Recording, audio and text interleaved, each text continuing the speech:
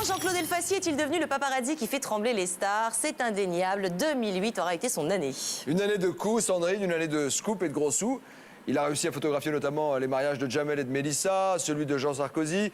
Jean-Claude Elfassi a une nouvelle fois réussi son pareil. Ah oui, être là où on ne l'attend pas et surtout être là où aucun autre photographe n'a réussi à être. Alors c'est un succès qu'il doit à sa volonté de défier les people, certes, mais surtout à des techniques complètement ahurissantes pour parvenir à s'immiscer dans des lieux interdits. Oui, il se camoufle, il se déguise en plante. Alors comment Jean-Claude Elfassi a-t-il réussi les plus gros coups de l'année 2008 et que prépare-t-il pour les mois à venir? Enquête Stéphane Minca.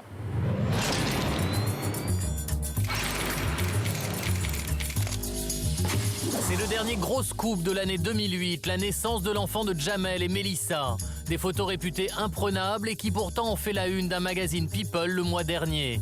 Et derrière ce joli coup, un photographe réputé pour ses scoops et contesté pour ses méthodes, Jean-Claude Elfassi. Car avant le bébé de Jamel, il y a eu son mariage ou encore celui de Jean Sarkozy, le fils du président. Au total, pour l'année 2008, pas moins de 40 couvertures de magazines pour celui qui s'est imposé en 5 ans comme le plus gros fournisseur de la presse People.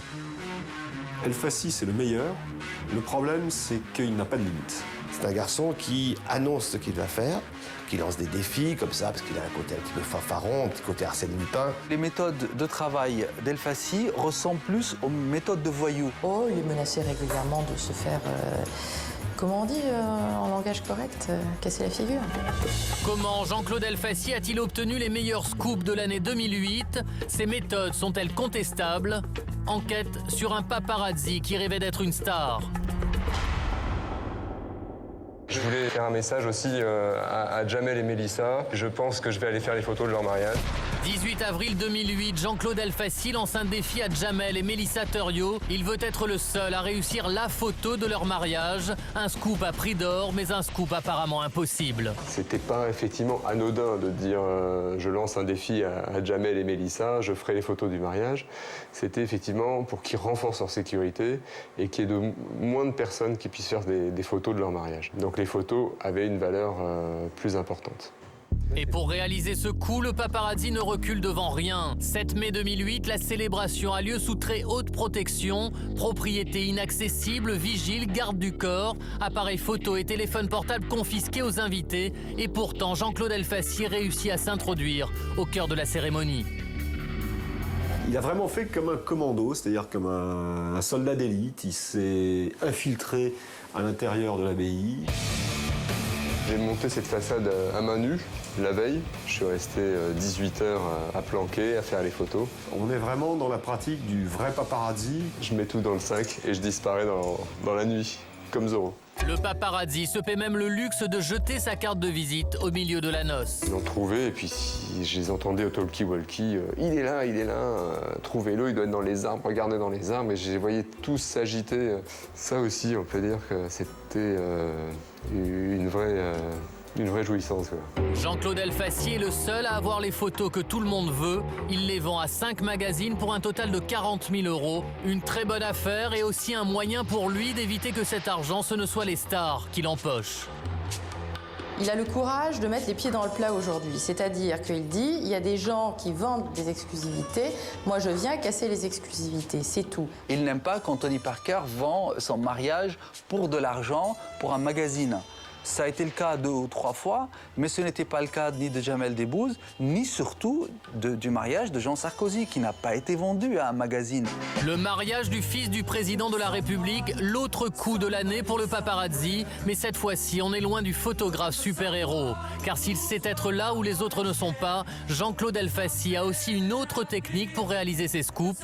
Plus simple et peut-être aussi moins glorieuse, acheter des photos prises par des amis de la victime. C'est comme cela qu'il aurait obtenu les images du mariage de Jean Sarkozy.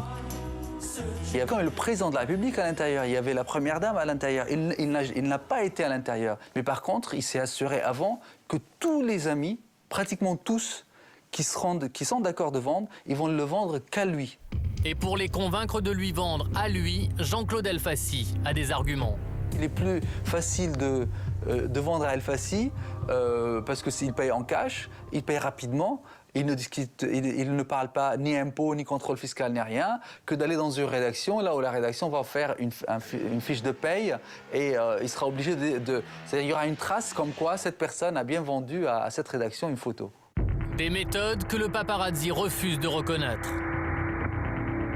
Je vais te rassurer là-dessus, c'est que toutes les photos sont vraiment d'El Fassi. Il y a peut-être 1% de photos qui ne sont pas de El Fassi et c'est ce qu'on appelle de la raflette. Mais sur les photos qui ne sont pas de moi, elles ne sont pas signées par moi. Je ne peux pas dire que El Fassi est un menteur. Je peux dire qu'il protège le secret de son travail. En disant que c'est moi qui ai fait la photo, il protège aussi ceux qui lui vendent des photos, puisqu'il sait que les proches des célébrités risquent d'avoir des problèmes avec les gens qui seront victimes. Photographe ou pas de l'ensemble des clichés qu'il publie, peu importe. Jean-Claude El Fassi est un chasseur de scoops, quelles que soient les méthodes pour les obtenir. Son obsession, rapporter l'image impossible et surtout la plus chère. Dernière en date, celle du bébé de Jamel et Mélissa. On pouvait très bien s'introduire dans l'hôpital et la shooter dans un couloir au moment où elle s'en va, etc. Mais aucun journal n'aurait voulu publier cette photo, parce que c'est dans un lieu privé. Seule solution, attendre la sortie de la petite famille et avoir un peu de chance. Donc je me suis planqué dans le parking, dans un coffre de voiture. Les gardes du corps ont vérifié tous les véhicules en regardant avec la lampe de poche s'il n'y avait pas de personnes dans les voitures.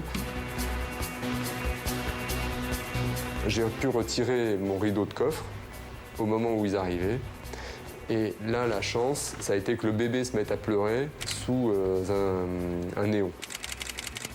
J'ai pu faire une belle série à ce moment-là. Une série qui vaut 40 000 €. Jean-Claude El Fassi en aurait gagné 10 fois plus au cours de l'année 2008. Paparazzi, une profession qui ne connaît pas la crise. L'actualité People vue par la presse internationale et par vous. C'est la revue de presse, elle est signée Jeff Bouquet, Xavier Savon, Cédric Le Gallo, Jean-Claude